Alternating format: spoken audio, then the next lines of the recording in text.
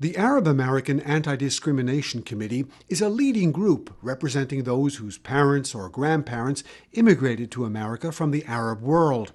One of its missions is to try to influence American policy in the Israeli-Palestinian conflict. Well, I think you could say that the U.S. has played an unfair role. I think there's been a number of situations, at least over the past decade or so, where we've figured the U.S. should come out one way and they did not. But again, it's all part of the bigger picture.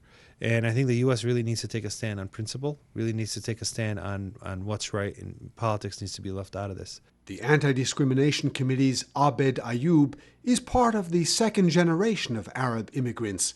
Born and raised here in America, they have brought a new sophistication to efforts to get the Arab American viewpoint taken more seriously.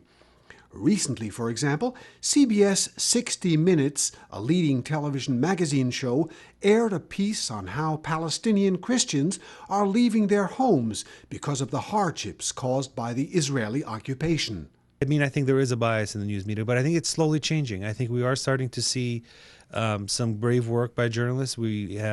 Over the past 2 weeks, we've seen the 60 Minutes piece by Bob Simon, which exposed the problem of the Christians in the Holy Land. And, 10, 15 years ago, we would have never thought that piece would air. So we are starting to see a little bit more mainstream media pick up this issue and highlight the grievances and highlight the justice that's being taken away from the Palestinians and highlight what's happening. So we are starting to see that happen in the media. As far as elected officials and politicians, the way the Jewish community is organized is very strong, and it's something that we should probably try to emulate. We should be as organized as them, and we should be able to counter that voice completely on the Hill. For the last 2 decades, Arab American organizations have been growing and getting their point of view listened to more often by the media and government agencies. But influencing what most of them consider Congress's overly pro-Israel orientation has been a harder nut to crack. But while older generations of Arab Americans concentrated on the Palestinian issue, today's activists are focused on a range of domestic issues. When we take surveys, when we gauge our membership, when we talk to the Arab American community and try to get an understanding of what issues impact you, it's going to be education, it's going to be the economy, it's going to be civil rights. So these issues are ones that we're working on with coalitions.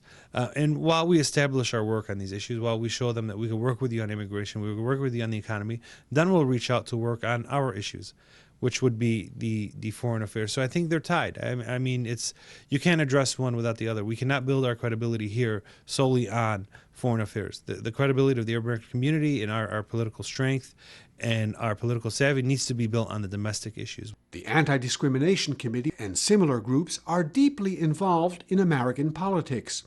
As their legitimacy grows, they hope to gradually change the way America sees the Israeli-Palestinian conflict. Burton Bolag, KSA2, Washington.